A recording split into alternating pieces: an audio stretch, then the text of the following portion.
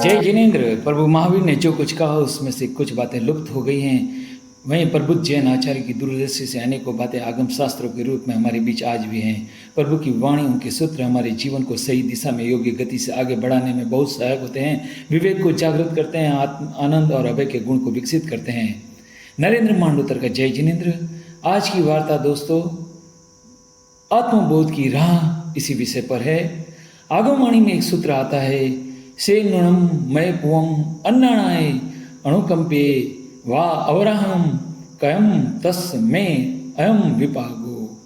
इसका सामान्य अर्थ एक लाइन में कहूँ तो परिचय को सहन करें, और इसे थोड़ा विस्तृत व्याख्यायित करूँ तो ये निश्चय ही मेरे द्वारा पूर्व जन्म में अज्ञानवश या मोहवश किए हुए कर्म के कारण प्रतिकूल स्थितियाँ हैं। अब आगे इसका विवेचन करता हूँ। प्रतिकूल या विपरीत स्थितियों में व्यक्ति जब इस सूत्र को याद करता है तब वह हताशा से बचता है, संभाव से जीवन जी सकता है। कर्म के इस सिद्धांत की जानकारी के कारण उसे किसी अन्य पर वर्तमान विपत्तियों के लिए आवेश आता भी हो ना, तो वह रुक जाता है एवं वह अपना जीवन सकारात्मक भाव से आगे बढ़ाता रहता है। वह कभी हताश नहीं होता है। जीवन को सहज एवं आनंदमय जीने में यह शिक्षा बहुत ही उपयोगी एवं सार्थक है। अब ये सार्थक है, ये बात हमने सुनी, लेकिन इसके बारे में एक मैं आपको कथा भी कहना चाहूँगा। ये कथा बहुत छोटी है लेकिन बहुत प्रेरणादायी है। एक बार चंपा नगरी में पुष्प दंताचार्य जी का आगमन हुआ। जनता में बहुत उत्साह था। आचार्य जी की वाणी में जबरदस्त प्रभाव था। उनके पास एक व्यक्ति आया और उन्होंने कहा कि मुझे शिष्य बनना है।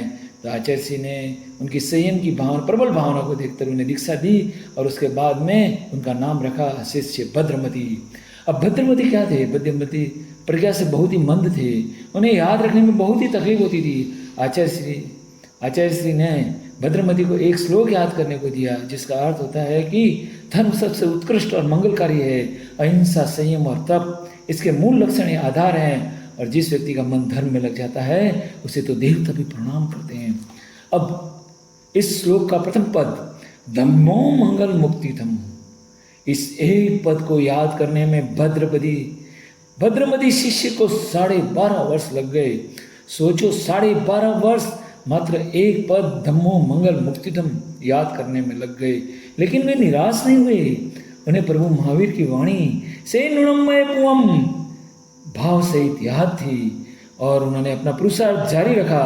वे यही सोचते रहे कि मेरे पूर्व कर्मों के प्रभाव से ही मुझे इतना कम याद होता है और इतना परिचय पड़ रहा है।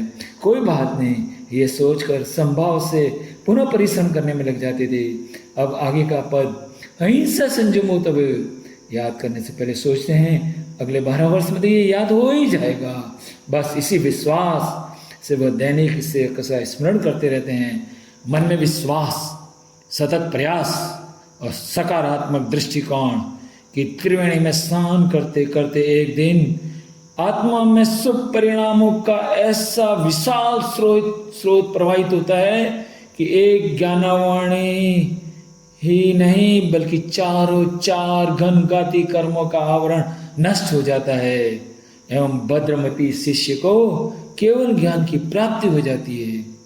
ओह, ग्रेट ग्रेट।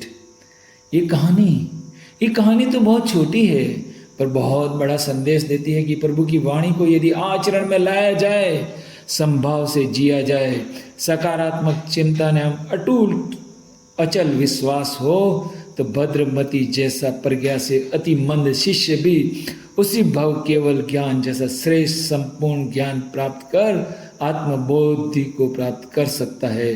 तो हमारे पास तो अभी भी बहुत कुछ उपलब्ध है। बस आवश्यकता है तो प्रभु महावीर के कहे वचनों को पढ़ने की, आगम वाचन की तथा उस पर अनुचिंतन कर आत्मबोध की लो प्रज्वलित करने की, आत्मबोध की राह पर चलते रहने की शुभकामनाओं सहित नरेंद्र मांडोतर का जय जिनेन्द्र।